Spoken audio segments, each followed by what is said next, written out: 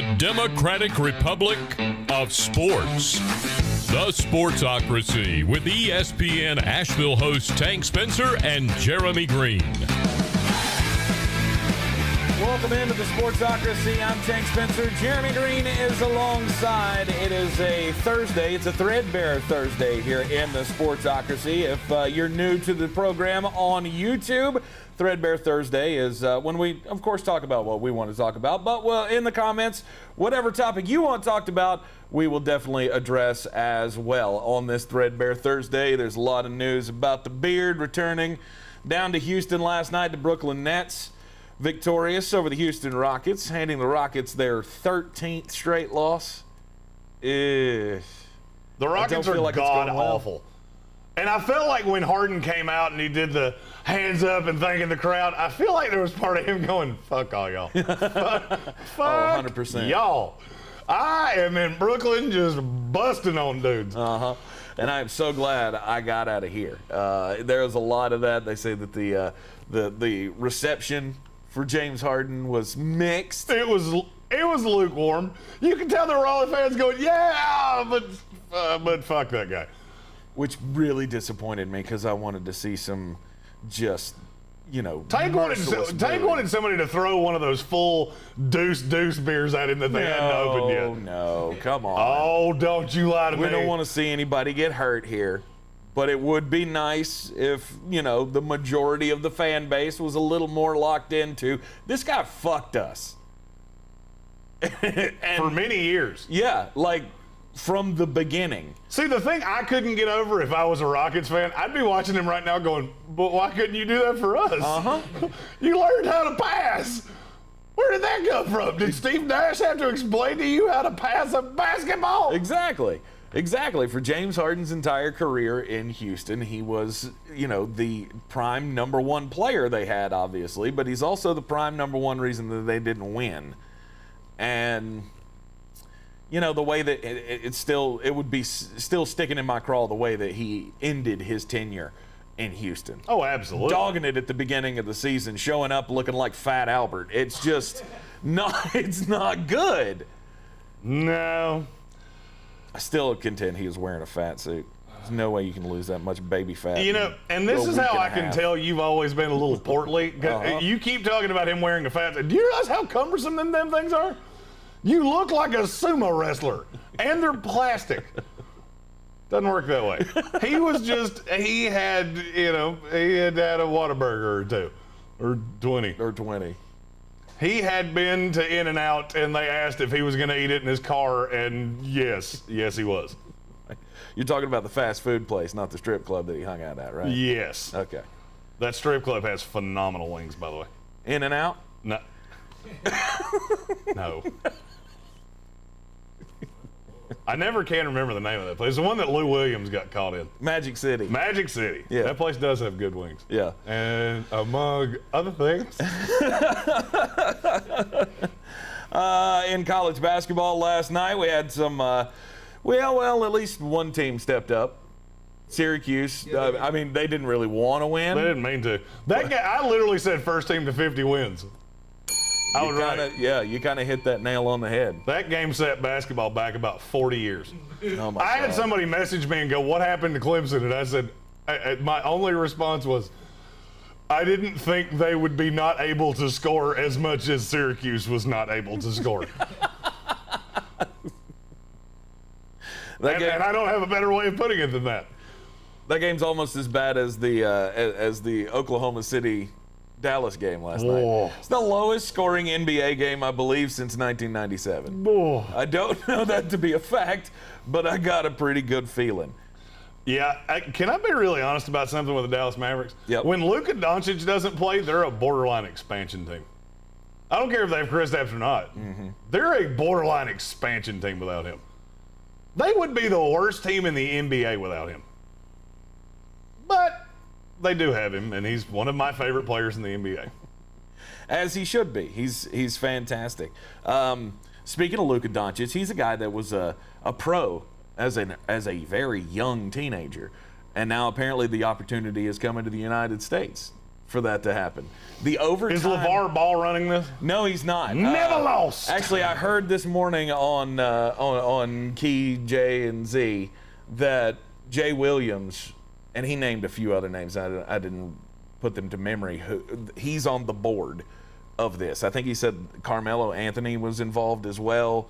And, there's a bunch of guys that are involved in this overtime elite. Is that what? Yeah, overtime elite pro basketball high school league. No, not a league. It's a team. It's a team, not a league. They're going to have like 25 players between the ages of 16 and 18. They're going to guarantee them $100,000 a year. It's a brilliant idea. If they come to this high school. We'll get more into it as we get into the program here. That was sarcasm, by the way. I think we picked up on that. Never lost. Just a tad. There's a major bloodbath going on right now in the NFL as far as cuts are going. Teams, it's a massacre. Teams it's are a second wave. Saving money. They're trying to save money all over the place, and guys are just getting cut left and right. And Jeremy, you say this is not even the beginning. Oh, you ain't seen shit yet. I got a bunch of messages yesterday like the NFL's, I think it was Diana Rossini, tweeted out that there were a lot of coaches and GMs that said there's getting ready to be a bloodbath in the NFL. I got sent that like 8 times yesterday. Yeah, bloodbath's putting it nicely. Right. There are a lot of teams, and we've talked about this. New Orleans, Philadelphia, Pittsburgh. I don't know how you're going to get below the cap, let alone field a reasonably competitive team. Yep. Any player that you see, and I'll tell you this exactly how it was said to me by a guy that works in the front office of an NFL team. Any guy that you see that doesn't carry a dead cap hit, it could happen. Yeah. I'm talking Ryan Ramczyk. I'm talking Marshawn Lattimore. It could happen. I'm not saying it will. It could. There are so many guys that have – there are so many teams like the Saints that have just kicked this can down the road, and, well, now you're here. And the cap went down, which you didn't expect. So what do you do now?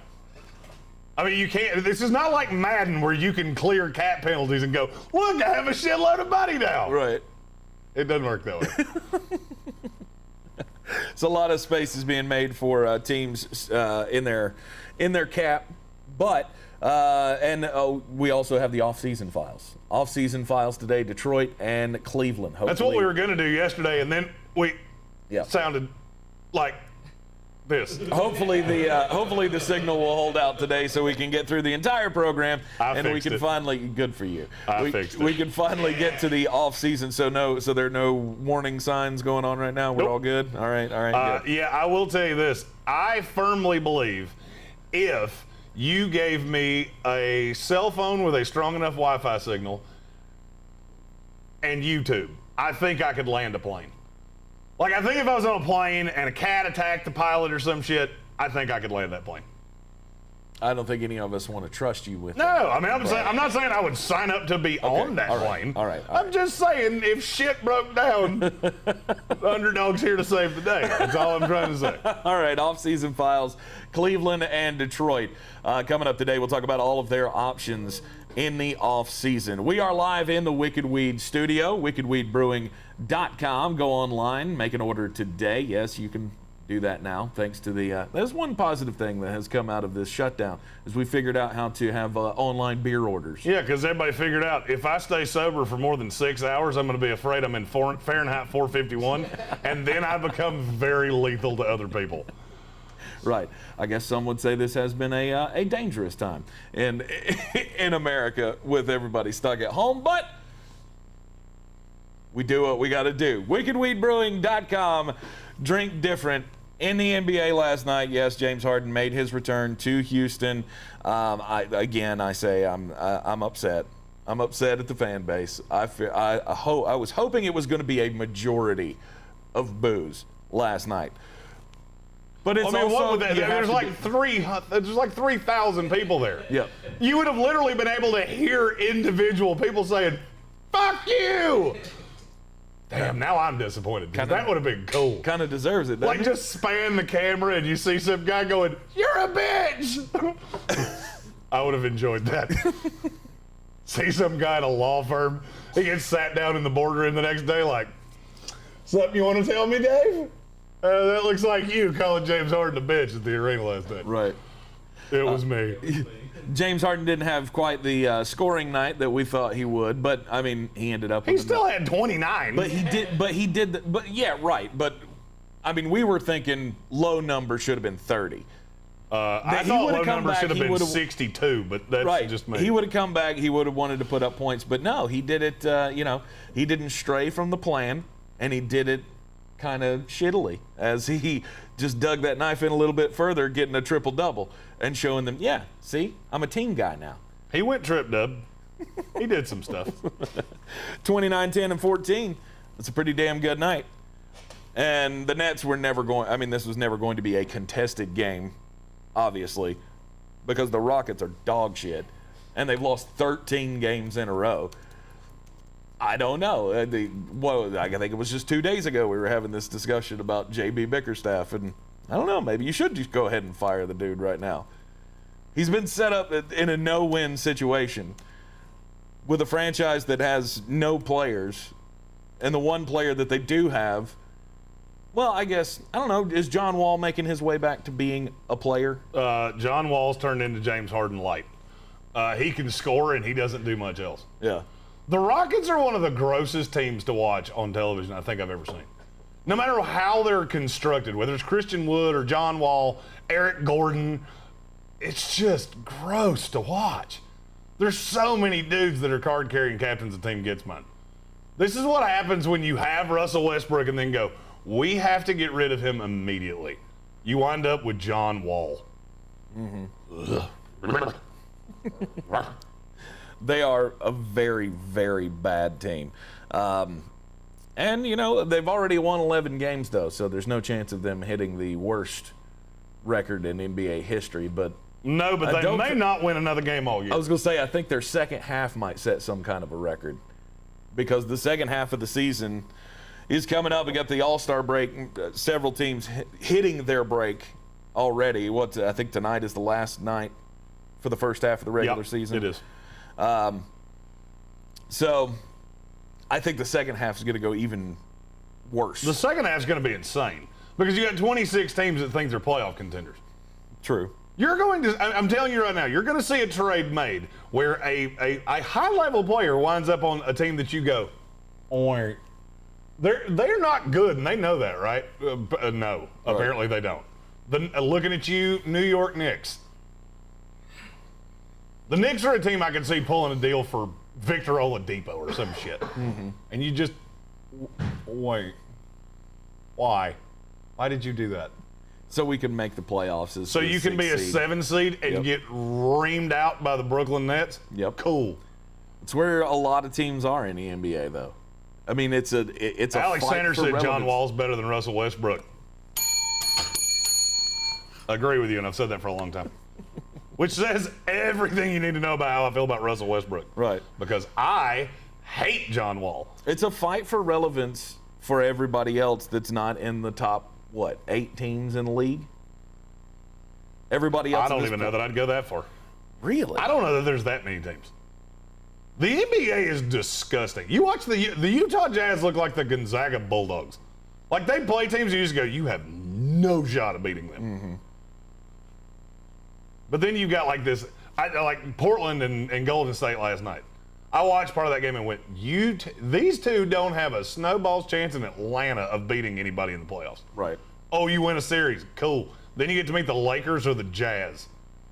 Woof. Who are they going to win a series against, though? Each other. Each other. Well, yeah. Okay. That's the best they can hope for. Right. The San Antonio Spurs. Oh. That team's gross, too. You got the New Orleans Pelicans. They're out there doing stuff. Yeah, losing to the Bulls. They lost to the Bulls last night. Matter of fact, they didn't just get beat. They got shellacked. This was an ugly game. Yeah. This is the New Orleans that I have come to know and bet against. Where Lonzo can't hit water off a bridge. And by the way, you remember that thing I told you yesterday on ESPN where you were like, this is the one of your picks that I really don't understand. Exactly. And I went, one line. Who guards Zion Williamson? Mm-hmm. Oh, that guy that would literally be like the Terminator if you built a guy to slow down Zion? Yeah, it didn't work out. Yeah, Patrick Williams. Love Patrick Williams. Miss that guy. Wish he was still a Seminole. God, if he was still on this team, we'd be so good. Zion, though, Zion doing the right things. After the game was over, he went back out and spent another hour on the court practicing shots. I like it when I see that from players. And Zion says, that he can't put up with missing key foul shots anymore. He started out the game rough. Then he had a stretch where he hit a bunch in a row. And then after that, he went 1 of 4, I think, from the free throw line. Down the stretch of that game, they end up losing by 4 points. He feels like he had a big hand in it, and he's back out there shooting shots. To me, that's what great players do. And I like to see a young guy, taking on that mantra. Had Zion not been hurt so much last year and we hadn't had the NBA shutdown thing, I think we would be talking about him more. I think there's a little inadvertent disappointment in the way his rookie year went. And now we're not really understanding just how good he is. First of all, he plays on a shitty team that nobody ever watches. Then Lonzo becomes a story, which is ridiculous. Well, anybody that's asked me questions about Lonzo Ball, there's one ball that I'm willing to talk about, and that's LaMelo or LeVar. Gateway to Gastonia. Did you see the Panthers change their Twitter bio to Gateway to Gastonia? Did they really? That's awesome. Hilarious. That made me like the Panthers more than I've ever liked them in their whole existence. The Gateway to Gastonia. Hilarious. Carolossus. Now, see that they should change their name to that. That's the Carolossus Panthers. That was the number one thing I was like, you should have changed your name to the Carolossus Panthers. Well, why would they not do that? Because he was talking exactly what the Carolina Panthers PR team has been trying to do for years, the 2 states, 1 team thing. They should definitely just change it. Yeah, I've always said there's only one tagline that should ever have a 2 blank 1 blank, and it's not 2 states 1 team. Oh, God. You can read into that what you want to. Somebody will figure it out in the comments. That's probably pretty quick. Disgusting. Stop that. You got to go there. Your mind's always got to take it there. You're a sick individual. But the Hornets last night doing their thing against the Minnesota Timberwolves. They continue to win. The Timberwolves are god-awful. That pick is going to be, it's top 3 protected, isn't it? Yeah. Oh, heck. Oh, shit. Damn the devil. The pick that Golden State got from him was top 3 protected. Damn, I don't think they're going to be able to get it this year. Are they in the bottom 3 right now? Yes. Oh, they are the worst team. Shit. 7 wins. That's god-awful. I mean, how can you see this? It's teams like this that I always look at and go, how do they get fans anywhere other than in their city? What person ever looks at a team like Minnesota Timberwolves and goes, yeah, I want to sign up. I want to be a fan of that team. Like, even the biggest Kevin Garnett fan in history would have been like, yeah, I like Kevin Garnett, but I got to have another team. I can't root for these guys. It's past the worst all-time winning percentage in American sports ever. No shit. So Ron just said that they have now passed the record for the worst overall winning percentage in American sports history. They're god-awful. All sports. That's awful. I want you to think about this. If you take away Kevin Garnett, this team has never been relevant. Ever. Yeah. In 30 years, they've never been relevant. Karl Anthony Towns, it doesn't matter. They've been god-awful. But that's the NBA in a nutshell. I wanted to see if you could stretch to a third player there. Who would you be? Latrell Sprewell. Oh, you want to go random Minnesota Timberwolves? Anthony Peeler. Oh. I can do this more than you think. Went to USC, right? I don't know. Anthony Peeler? I think he did. I think he, maybe. Anthony Peeler was drafted a year before I was born. Ooh, J.R. Ryder. J.R. Ryder had a dunk contest. Slam dunk champ. 2 years. Back-to-back slam dunk champ. They are awful. I can't think of another franchise that is worse. Maybe the Cleveland Browns, but that's just because they're the Cleveland Browns. Oh, now you're going to get poorly spelled messages from Cleveland. I get at Sports Tank ESPN. At Jay Greene ESPN. Come at the king, you best not miss. I'm changing my Twitter tagline to Gateway to Gastonia, come at the king, you best not miss.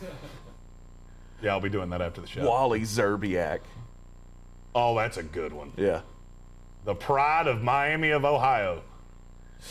God, is there a worse city in the world than Miami, Ohio? You tell people you're from Miami and they're like, oh, hell, South Beach. I wouldn't fucking know. It snows in June. It's like living in Paris, Tennessee. Boop, boop, boo. We got us an Eiffel Tower. They really do. Do they make really? that up. Oh, yeah, I didn't make that up. I have no idea where Paris, Tennessee is, but I do know they have a replica of the Eiffel Tower. I did not know that. Pooh Richardson. And didn't he play for the Timberwolves Pooh back Richardson in the 90s? played for like 14 teams, so probably. You have almost as much of a chance, if you didn't know jack shit about him, of being right as you did being wrong. Good Lord. I mean, what do you expect? I think back to the 2005 NBA draft. Remember when the Minnesota Timberwolves had 2 picks in like the top 12? Yeah, and they could have taken. They took 2 point guards first of all, right? Which is one of those things that I went. I don't think you understand how this works. Yeah. And one of them was Johnny Flynn. Johnny Flynn out of Syracuse. The other one they took Ricky Rubio. Yeah, and the point guard taken around those, Steph Curry. Yes. Steph Curry? Yeah. No, not That's the Steph 2005 draft. No, that was. I think you have the wrong year. I think you have the wrong year. No, because you got to understand, if you're right, Rubio would be 37 years old right now because he's still in the league. Mm-hmm. Hold on, you keep talking. I believe that was the 2005 draft. I'm almost positive you're wrong. Because they were drafted around Rashad and Raymond and Sean May. I think that was the same draft. I'm almost positive you're wrong. I may be wrong. It wouldn't be a shocker if I was wrong. By the way, Pooh Richardson was the first #1 draft pick in Timberwolves history. Just throwing that up. By the way, I know you're wrong before I even scroll down because who drafted Rashad McCants? Oh, it was the Minnesota Timberwolves. Dirt. Yay! Yeah. No, I'm right. I'm right, you're wrong. It was 2010. It was the 2009. 2009 draft. And Steph Curry was taken in between, or right after Johnny Flynn. Yeah. Okay. See, I'm wrong. I'm willing to admit it when I'm wrong. Literally 1 pick after him. I forgot DeMar DeRozan went 2 picks after that. Shit. The first 9 picks in that draft were Blake Griffin, Hasheem Thabeet. Right. James Harden, Tyreek Evans, Rubio, Johnny Flynn, Steph Curry, Jordan Hill, DeMar DeRozan. 4 of those guys never made an all-star team. Minnesota drafted 2 of them. There you go. Hey, we can add that, but I wasn't all that off base. I mean, 2005 was another example of where they blew a top 10 pick or a top 15 pick. It's taking Rashad McCants. You knew that was going to be a bad idea. I don't think there is a person on the planet who looked at Rashad McCants and went, "Yep, he's going to work out in the pros." Just wait till a coach gets in his face and tries to tell him what to do. Oh yeah. Hashtag team gets mine. Honorary captain. He was hell for the Tar Heels there for a while though. All right, let's talk about NFL shit. Championship. The NFL. You want to talk about the NFL? I've given NBA as much of my time, energy, and effort as I can.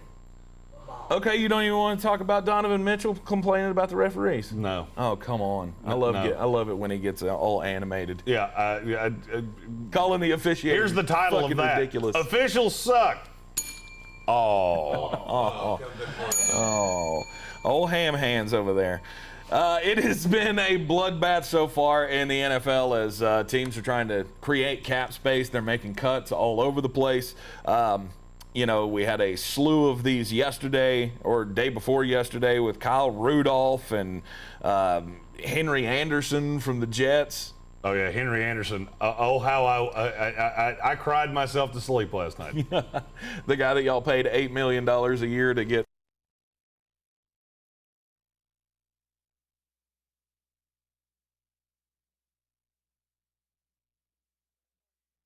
I stepped on something. Oh, of course you did. Excuse me. We added a whole lot of Sorry buttons, about and that. it's basically just more things for Tank to break. Pretty much more cords for me to trip on. Yay! One day you're going to see a headline that says local sportscaster breaks nose over cord that he should have seen. Oh, speaking of breaking noses, everybody be sure to say a prayer for Mama Tank tomorrow. Mama Tank's got to have surgery. She fell in the driveway last week and broke her elbow in 3 places and broke her nose as well. And she's going to have to go under the knife to have elbow surgery tomorrow. So when you're waking up in the morning, just, a little extra thoughts and prayers from Mama Tank never hurt anybody. Anyway, Henry Anderson's going to save you a lot of money. And now that puts you guys at what? What's your updated cap figure? $80 million. $80 million. $80 million. Jeebus. Ba-da-da-da-da. We can have whoever we want because nobody has any money, but Damn. we do. Over the cap says 75.3. And you're right behind the Jaguars for number 2 and most money to spend this offseason. Mm-hmm. And God, Sam Darnold's going to get shipped out of town and is going to be 82. That's my only thing is, God, I hope you do something with it. We're gonna. Well, I mean, you're gonna spend the money. by the way, but I hope you do something with it by actually win some games, become relevant. Oh, by the way, That's the point. I have to state this. I want to talk about what you just said, but I have to state this for the record. Okay. Just because so many Ravens fans told me I was a fucking moron.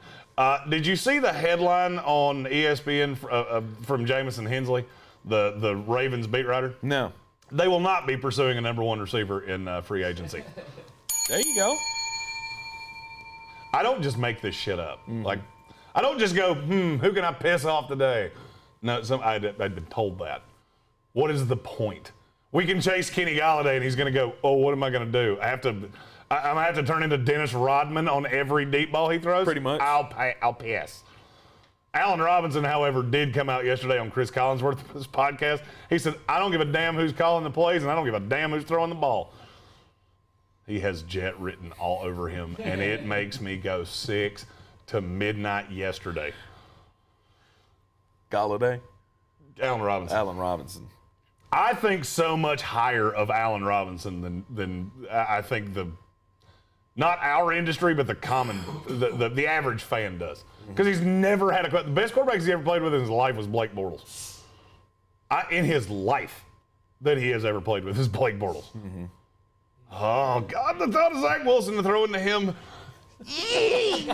Putting a lot of eggs in that Zach Wilson basket. Because that's what's going to happen. And we're going to trade Sam Darnold for a 1. And everybody's going to go, oh, wait, how did that happen? Unless you get Deshaun Watson. We're not getting Deshaun Watson. You're out of that. Joe Douglas basically shit on that yesterday. But he was asked Joe Douglas is GM of the Jets. Mm-hmm. They asked him in his press conference how he felt about blockbuster trades. He said, I'll go back to the principle of the team that the best teams are built through the draft. That was his way of going, not happening. Not happening, bro.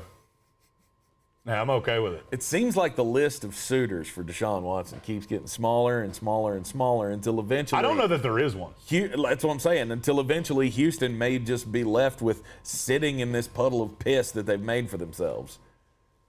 And they're going to have to sit in their pee pants all season long. I sat in my dirty pee pants. I'm still wearing my dirty pee pants.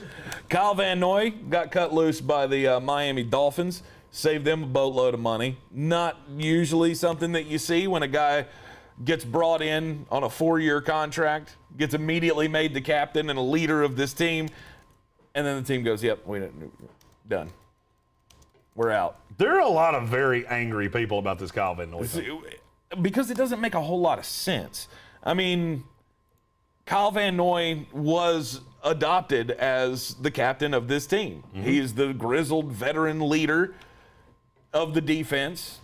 Brian Flores brought him in from New England. And from all you hear from anybody, he was what he was. He was the leader. He was the backbone. And for some reason, they just ripped him out of the, out of the lineup. You ain't seen shit yet. Yeah. I'm telling you, you haven't seen. If you're pissed off about Kyle Van Noy, give it a week. You're going to be catatonic. Because there are a lot of guys that Trent Brown will be dealt. Mm-hmm. You mark my words. They cut Gabe. First of all, I don't know. The Raiders are currently doing that thing that is why I get into fights about quarterbacks constantly. Mm-hmm. Derek Carr, is he an elite quarterback, yes or no? No. The answer is no. It's not close. They just had to cut Gabe Jackson, and they're going to have to trade Trent Brown because they've already paid all his guaranteed money. You think he's going to be better without a no longer elite but once elite guard and one of the better right tackles in football? I understand he's been hurt and he's had his pro football focus grade's not that great. Right tackle is one of those – it's one of those positions in the league that you either have a real good one or you're having to protect them because there's about 6 of them in the league. This is what happens. You pay a quarterback, you don't have the ability to – if you're going to pay a quarterback, they damn well better be elite because there are going to be some deficiencies. Lamar Jackson. And you hope that your quarterback can make up for those deficiencies, but if he's not elite, he's not going to be able to. There's complete sense in that theory. But there again, teams have to have the tough decision to make. He's the best thing available. We have to pay him to keep him. And if he keeps me relevant, then I'm going to keep going down this path. Derek Carr? Mm-hmm. Like Mike Mayock came out yesterday and said we believe he is one of the best quarterbacks in the league. I think he's a top 15 quarterback, and I still think he's overpaid. I'm telling you, I'm going to champion this cause of I would do this every 4 years. Mm-hmm. If I don't have an elite guy, I'm good. I will pass on. I heard Keyshawn Johnson talking about this morning, that he would extend Lamar Jackson. They asked Field Yates, you have to extend one, 5th-year option one, and decline and wait on another. And it was Josh Allen, Baker Mayfield, Lamar Jackson. And I'm sitting there screaming at my radio going, it's 5th-year option on all of them, you morons. That's how this works. I'm sure there are a lot of teams going, no, you know what, we could have you for $20 million. We'd rather pay you $32. Yeah. Yep. Dumb. You have to kick that can down the road. That's the one can that you think should be kicked down the road in the NFL. Is the playing quarterback? Yeah, 100%. Because you're going to get a bajillion dollars.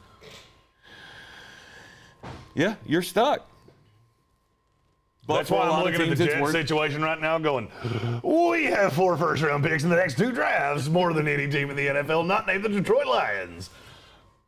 And we're going to have Zach Wilson and Allen Robinson and a whole bunch of other shit. We're going to be good. And you're just praying at this point that Russell Wilson does move on from Seattle. So that second pick next year would be great. Oh, sweet. That would be by the way, there was a rumor yesterday that said the Seahawks are pissed off. Remember that thing I told you about when information leaks, you really should think about who wanted it out there? Mm-hmm. Yeah, the Seahawks didn't want this out there. This came from the agent. And I told you that a week ago. Right. And apparently they are pissed off. I saw that on SI, I believe, that they are incensed that Russell Wilson's agent took this to the media. Well, why not? Because they've been fielding calls on it constantly. But that's kind of the point of bringing it to the media, is to put the pressure on the franchise. So, sorry, you're mad. But if you don't want to, if you don't want me putting shit like this out there, take care of my guy better.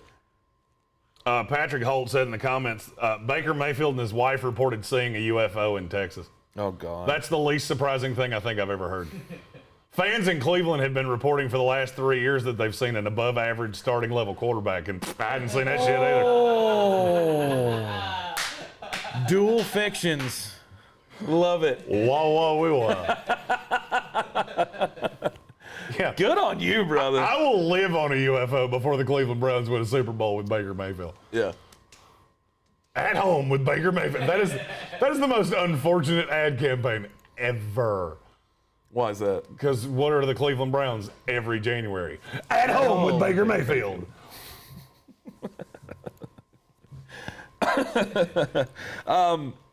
Golden Tate got cut loose. Brian, Giants fan, how you feel about that, bro? Goodbye. Yeah. That's one dead weight that was not. Yeah, it was now not a question. We can save money. Yeah, you're fucking going. Well, now that Golden Tate's gone, I'm really curious if Barstool will arrange a triple threat match between Jose Canseco, Golden Tate, and Jalen Ramsey. Oh, please. I'd watch it. Golden Tate the boxer? No, he just wants to whip Jalen Ramsey's ass. Oh, yes. I remember that now. And Jose Canseco goes down easier than a sophomore cheerleader, so.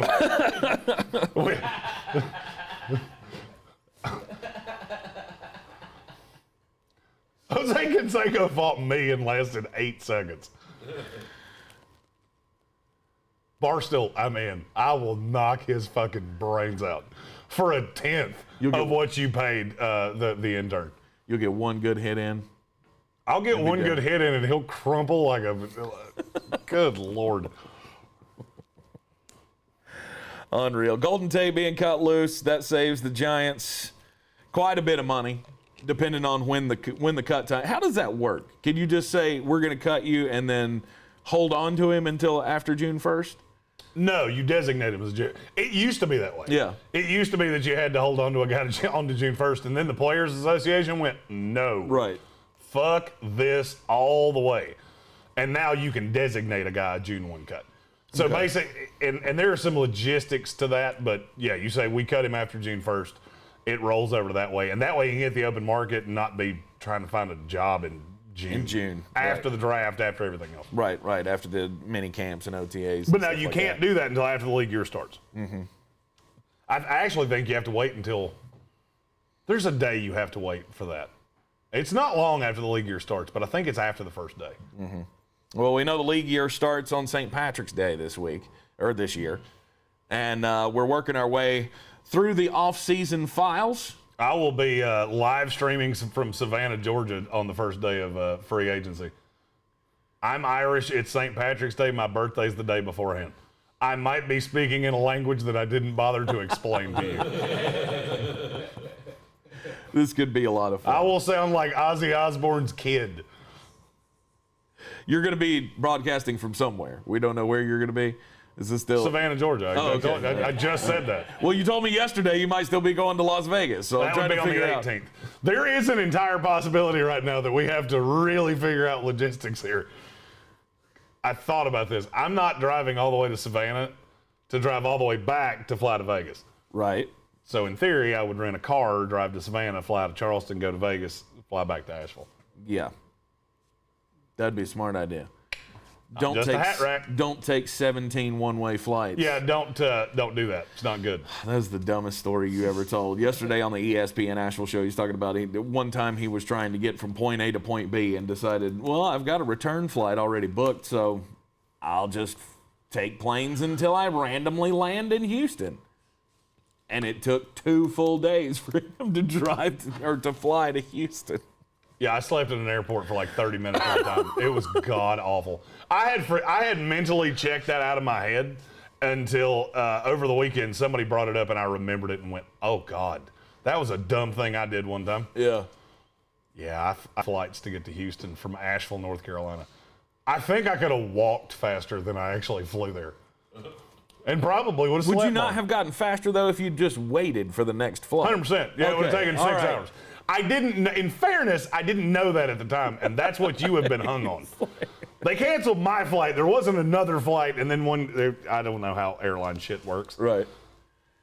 A big bird lands on the tarmac. I get on it. I fly out. I'm not here to schedule your shit. Look, I'm not the jet setter. I don't do this a lot, but they usually do that to take care of the passengers. You're going to have to get to Houston at some point, so we'll schedule a flight later. I don't like to wait. And so instead, you just flew from Asheville to Tennessee, Tennessee to Ohio, Ohio to Utah, Utah to... The only one I remember is I flew from Atlanta. I wound up in Phoenix. I do remember that. What the to get to Houston? Mm-hmm. Made sense at the time. Wow. Well, it doesn't make sense now. That was a fun expense report. My flight to Houston cost like $3,000. What did you fly with the pilot? Did they put you beside the pilot? No. All right, let's get into this edition of the...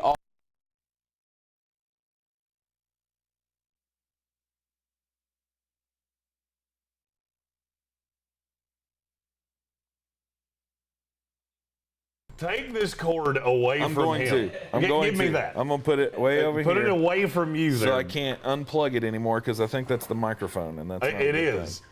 It is the microphone. There's no I think it is. It certainly is. Are we good? We're all good? Everybody good? Off-season files. Yeah, Let's when hit you it. do that, we turn into mimes on the side of the road just going.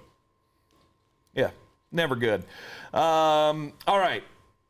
Today, we start with the Detroit Lions.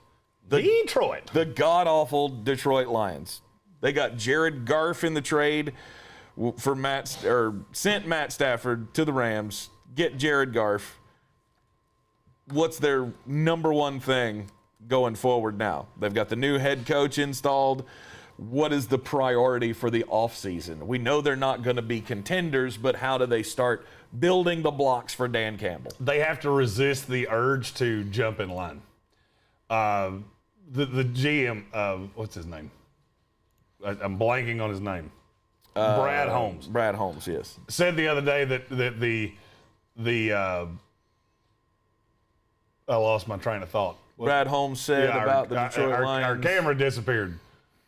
That's not What good. happened to the camera? There we go. This has been a fun couple days.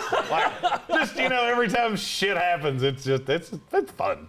We had a forklift drive through the wall. So if you're, I feel like I should explain this. If you tried to watch this yesterday, we had a forklift drive through the wall on Saturday. That was fun. And now things are not quite the way that they used to be. So we're having to audible things as we go. Right. And I'm staring at a big hole in the wall, and I guarantee you the person that did it can hear me talking about it right now. All right, so the Detroit Lions, to make the building blocks here for Dan Campbell and Brad Holmes, this new administration, what do they have to do? Or what is their first priority? The biggest thing is that they have to avoid the pitfalls. To me, you just take the best player available. No matter what it is. Name me a position that they're really good at. Is there one? I don't know. Center, maybe. Frank Ragnow? Okay. So you got a center. Sweet. Right. Other than that, they don't have a receiver. They just signed Tyrell Williams yesterday for $6 million. Jeez. That should kind of tell you where their head's at. It's a one-year deal. But, this team's not good. That's a lot of money for him. So, to me, you take your draft capital. They have the 7th pick in every round, if I remember correctly. You just take that. For the love of God, don't draft a quarterback. The one thing you can do wrong here is draft a quarterback. Don't start the clock on a quarterback now, is your idea? No. To me, all right, so why would you start the clock? At best, you're going to wind up with Trey Lance. Mm-hmm. So, and you're going to start Jared Goff anyway. Right. Why would you do that? I saw Brad Holmes come out and mention this about the different flavors of quarterbacks. Yeah, you got to know every quarterback when you're picking in the top 10, and he's not wrong, but that's not a smart But you choice can't for them. take one. Right. You can't, under any circumstances, take one. You wait until next year. This team is going to be one of the 3 worst in the NFL. You're going to have a shot at Sam Howell, Keaton Slovis, and any random guy that winds up there. It won't be Tyler Shuck. Right. But that's to me, that is the key to the offseason for the Lions. You don't have any money. You're 25th in the NFL in cap space. Mm-hmm. So it's not like you're going to be out here getting value guys in free agency. So this, to me, and you're going to tell me I'm out of my mind on this. Okay. To me, this is an ideal scenario for Kyle Pitts. I understand they have TJ Hawkinson. They're not the same player. Mm-hmm. I feel like I have to say this. I don't evaluate Kyle Pitts as a tight end. I don't see him as a tight end. He's an offensive weapon. He can line up he's built like Calvin Johnson. He's just a receiver. He's just a dude that catches passes. Mm-hmm. And every once in a while, he's going to yoke a safety or something coming on a blitz. That's what Kyle Pitts is. Mm-hmm. I think this is his floor. I don't think he could possibly get past the Lions. I don't actually think he gets this far. He's the number 1 player on my board. Yes, ahead of Trevor Lawrence. Sheer talent. Right. Big board Trevor Lawrence is one because of positional value. Mm-hmm. But in terms of just sheer talent, Kyle Pitts is one. I don't know that I mean, obviously, you want young weapons on a team like this. Having a tandem of T.J. Hockenson and Kyle Pitts would be alluring for any quarterback that's coming in, especially if you're going to be getting Sam Howell in the next draft. You think you're that, we know you're in contention. I was going to say you think you're in contention. We know you're in contention for that number 1 pick next year. Should be a multi-year process. Oh, and it will be. That's the reason Dan Campbell got a ridiculously long deal. Brad Holmes is probably the safest GM in the NFL for the next 3 years, no matter what happens. And I see a lot of teams, or a lot of mocks and things like that mock a quarterback to Detroit. It makes no sense. I think Brad Holmes is smarter than that.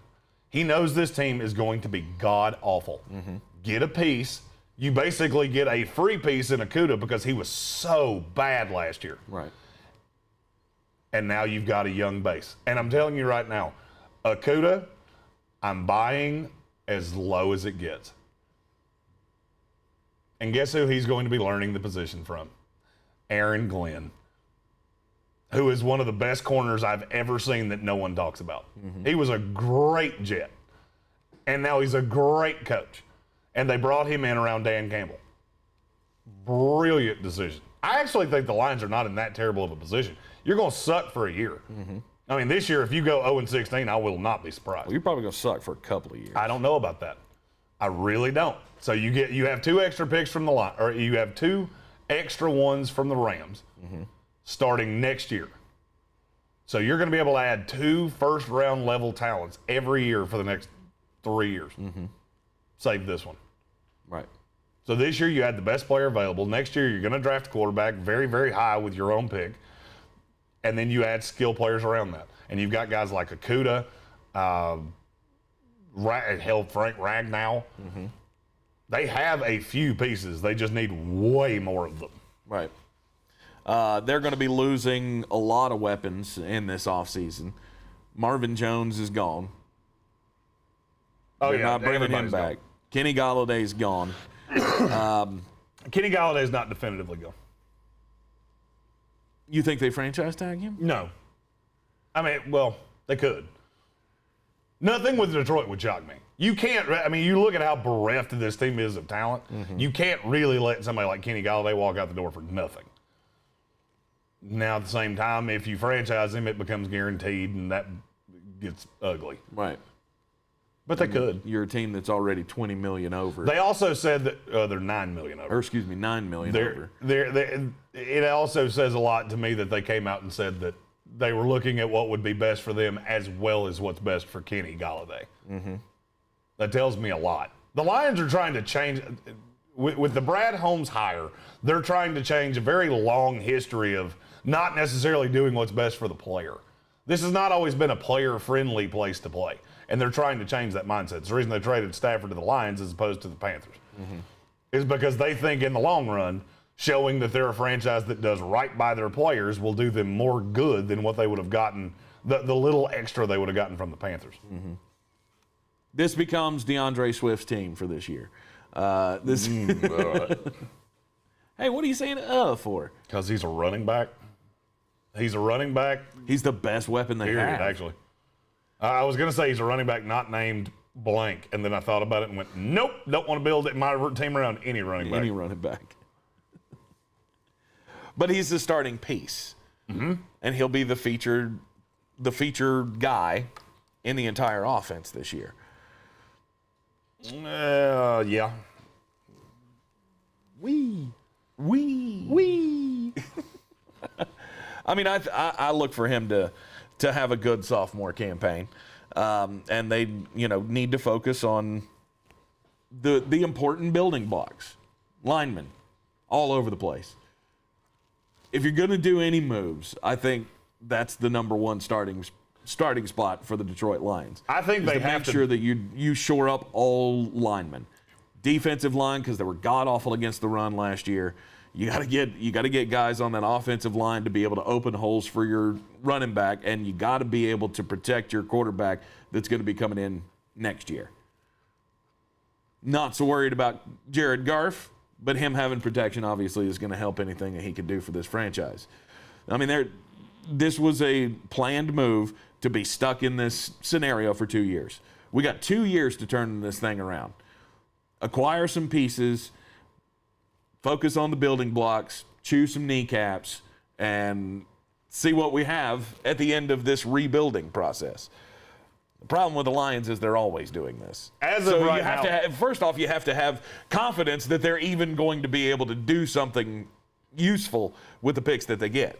As of right now, I got them taking Jalen Waddle in the first round, and then they take 2 defensive linemen and Richie Grant, the safety out of Central Florida. That's what I have right now. I'm not saying that's going to stay that way. I haven't put out a mock in about a month. Right. I got another one coming next week. I added one this year. Now that we have a lot of content to do, we added a mock draft. And I like doing mock drafts. Sue me. All right, let's talk about the Cleveland Browns. Cleveland Browns have $20 million in cap space, and they, have a full draft of picks to be able to use. And they don't really have any major free agents that they're going to be losing this year. I think they have to figure out something with Odell. Something has to break there. I mean, there's always this bluster. Hold on, before you go any further. There's some depth pieces on this team that I like that will be leaving. On Andrew Sandejo, Larry Ogunjobi, you like Olivier Vernon more than I do. Terrence Marshall was one of the leading snap guys on the team. So, I mean, they're losing guys. Just because they're not losing high-end free agents doesn't mean that they're not losing pieces. True. But they've got money to work with in free agency. And they, like I say, they have the picks to be able to fill in those depth pieces. The thing that screams to me is that you could save $15.5 million by doing anything with Odell Beckham Jr., which makes me think he's probably not going to be on this team. Because let's be really honest. Who's a better receiver right now, Odell Beckham Jr. or Kenny Golladay? Kenny Golladay. I disagree with you, but it's close. Really? Okay. Well, you already fucked this up because I thought that was the easy one. He's better than all of these guys. He's also going to be paid far more than they are. And it's on a short-term deal, so you can't really do anything with it. It's $15.7 million cap hit. And I just think at some point they're going to go, we have to get a little something out of him. They saw how good that – I mean, this is a run-first team. That's what they are. Cleveland is the Ravens with a more accurate quarterback. Better armed quarterback. I shouldn't have said more accurate. A better armed quarterback. That's all they are. It's a run-first team that's predicated on keeping you from scoring and keeping the ball away from you. Right. Why would you have a $16 million receiver on that team? Doesn't make any sense. And at the end of the day, I still think Odell's worth a two. A 2. No higher than a 2. A 2. Maybe a 3. A 2 and a 3. Hey, it ain't going to be a 2 and a 3. I think you got to figure out the talent is obviously there with Odell. The talent is there. It's undeniable. We've seen what he can do. The problem is that he hasn't made it work in Cleveland. And he doesn't really seem to me to have a great rapport with Baker Mayfield. It just seems like it doesn't work. It's an experiment that should be abandoned. If it saves you $15 million, it's an absolute no-brainer. The problem is he's a head case, and how are you going to, who's going to take that on? Who's going to take on that $15 million and give up, prime assets in draft picks to be able to bring in this guy? This is also a team that I look at and go, you really have to understand the cap, how the cap works to understand where this team's at. Yeah, they have $20 million in cap space. Do you know who comes up next year? Baker. And? Why is it?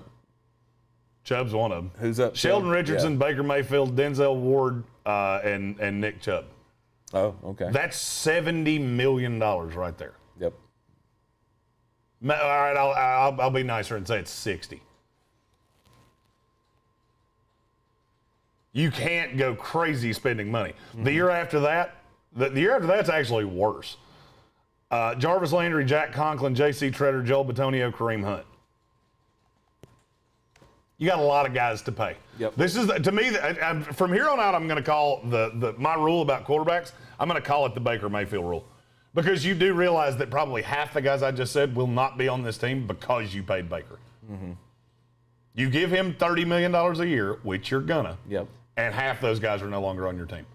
And he is not going to get better. I promise you that. Mm-hmm. You're not going to take away weapons, and one of those running backs won't be there. One of those linemen won't be there. You're not going to lessen his offensive line, lessen the running game, lessen his weapons, and him get better. Absolutely. Cleveland's got one. I won't be shocked if Cleveland goes all in because they know what I just said. Mm-hmm. They definitively know as soon as we pay Baker, we're not going to be that team anymore. I think they definitely have a window here to be more relevant in the AFC. I just don't think they can ever get over the hump to be one of the elite teams. I agree with that. I don't think it's ever going to happen. And I don't know that I believe that it's all because of Baker Mayfield. I feel like this can work. No? Like a kid being trying to. They just made a turnaround. I feel like you're my playoffs. parent and I'm a little kid and you're trying to force me to eat peas. Right. It can't work. I mean, they made the playoffs. They won a playoff game this year. What happened when they played a legitimate team? I understand. As opposed to the Steelers who were decimated. I understand that. Oh, cool. Lost? To Chad Henne, by the way. But you definitely have to just lose. Right. You lost to Chad Henne. But you definitely have to believe that they're the most relevant I don't know that they've ever been. I mean, back in the 80s, they had a couple of good teams that made AFC championship games. But aside from that one little blip and the Jim Brown days, this is the most relevant the Cleveland Browns have ever been. This is probably the most talented team they've ever had. It is. And you've got one shot. Mm-hmm. Baker balloons to $25 million the year after on the fifth-year option, which they will pick up. Mm-hmm. You have one shot. And Alex Sanders said in the comment that I would have gone I would have gone hard after J.J. Watt. They did. Mm-hmm. He said no. He looked at Arizona and said that's a better long-term fit, and guess what? I agree with him. And some reports said that they even offered him more money. They did. The Colts and the Browns both offered him more money. He didn't care. That's why I got so pissed off about people saying this was a money grab. It was a money move. If it was a money grab, he'd be a Cleveland Brown right now. Mm-hmm. It wasn't, and he's not. But I look at the Browns and go, you got a one-year window here. Mm-hmm. And in the NFL, this is the new normal. With the way quarterbacks are being paid, the way where the cap's at, this is the new normal. Is you draft a quarterback, you in any way hit on a quarterback. You have an average to an above average, if you get lucky, really good to elite quarterback, and you have a chance to build a team around him until you have to pay him. Mm-hmm. It's exactly what the Kansas City Chiefs just did. They had an elite quarterback. They won a Super Bowl. The Browns have an average quarterback at best. They won't win a Super Bowl, I don't think. But you can put pieces around it and have the best year you've had in franchise history. Right. Which is what I think they should do. Mm-hmm. What do you predict that they will go after? There's two guys in the draft that I can't get away from with him. Zaven Collins, the linebacker from Tulsa, is one of them. Mm-hmm. There's something about him. He's one of those 6 to midnight players for me. I watched the tape on him and I just love him. And and I know this is two different regimes. I get all of that. He's what Jamie Collins was meant to be. He could be that guy, that impact in that defense. The other guy that I look at is losing Larry Ogunjobi. I could see him taking Christian Barmore, the defensive tackle out of Alabama, who I'm just absolutely Gary Busey on a 7-day bender fucking drunk on.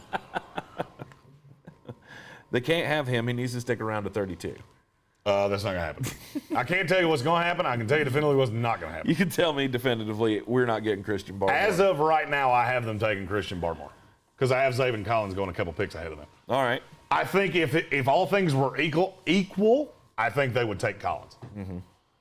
But I have Barmore going to them right now. Other than that, I think you're going to look at them. They're going to try to add a young receiver. Mm-hmm. And there are a few that I've liked for them. You know, I like a bigger – I want to see Baker Mayfield with a bigger receiver. You know, he's done most of his damage with guys like Jarvis Landry and Rashard Higgins. You overpaid for Austin Hooper, and, I mean, he was fine. Mm-hmm. I would just like to see him with an actual red zone target. And there's enough of those guys in this draft that I think you can get him one of those. That's what I would look to in the second round. And, then you're going to fill pieces. There's not really a deficient unit on this team. They're going to need another corner, or they're going to have to bring back Terrence Mitchell. The problem with Terrence Mitchell is if you're not going to franchise him, and if you let him hit the open market, I think he's going to get more money than he deserves. Because corner is the one position in this offseason that just sucks. So you're going to see average guys get overpaid. Right. See Tremaine Johnson. I think it's the first time I've said that name in 4 years. It's a bad word, Miles. Mm-hmm. I would rather my children say fuck than say Tremaine Johnson. Well, unfortunately, they tend to do that. Stephen Tao says Des Bryant's available. Yeah, that'd work out great. Sure. I can't believe he's going to try to push it another 2 years, he said. I'm not surprised. It's ridiculous. But the Cleveland Browns, I think they'll be a playoff team again. Oh, 100%. No question they'll be a playoff team. I think they're the best team in this division, depending on what happens this offseason. It's them or the Ravens. Mm-hmm. I think the other two teams in this division are irrelevant. The Steelers and the Bengals are irrelevant. But I think both those teams make the playoffs, and depending on what happens in the offseason, one of them could be a Super Bowl contender. Mm-hmm. Part of me wants to feel like we're burying the Steelers a little too early. We're not. The way that the season ended was horrible. We get it. Really? We're not. You don't think Ben has one more last ride in him where he can 40. be relevant? He's 40 and he's aging like cheese. No, I don't think he has another ride left in him. Yeah, no, I think they did the Kelvin Benjamin thing and it didn't work. Didn't they take Kelvin Benjamin? Buffalo got him. They got one of those guys. Funches? Somebody? I feel like one of those big receivers was there at one point. No? Okay. Funches was in Carolina. Kelvin Benjamin was also in Carolina, but was drafted by Buffalo. Mm-hmm. Oh, that's right. Funches is now with the Green Bay Packers. He's going to be their big off-season addition from year to year because, remember, he opted out. And Aaron Rodgers could have been so much better. He did all that without Devin Funches. Stop that. Do you guys not remember Devin Funches? Devin Funches is one of the few receivers in the NFL that I can say is as athletic as a wet fart. Cleveland Browns are a playoff team. They do have money in free agency, like you said. They've got some glue guys, some depth guys that they probably need to take care of and bring back for next year. But for the most part, they will be focusing on a defensive tackle, a cornerback, or a linebacker in the draft. That would be my thought. I think in the first 3 rounds, I think they'll take 2 of the 3 things he just said and add a receiver, either to replace Odell Beckham Jr. or for this year, or to groom to replace him next year. All right, I'm Tank Spencer. He's Jeremy Greene. This is the Sportsocracy. Be sure to like, share, and follow us on all the social medias. Share us with your friends as well. Encourage them to subscribe on over to the YouTube channel, youtube.com/thesportsocracy. We'll be with you this afternoon on ESPN Asheville, 92.9 FM, 880 AM and 1400. You can take it with you everywhere you go, live or on demand with the iHeartRadio app. We got things moving. We got basketballs coming up. The bracket tournament that we're going to be doing. We're going to be promoting that out within the next few days, even heavier. Set the stage for everybody getting involved. There's a lot going on, and we'll be here with you back in the Wicked Weed studio. WickedWeedBrewing.com. Drink different. We'll see you this afternoon.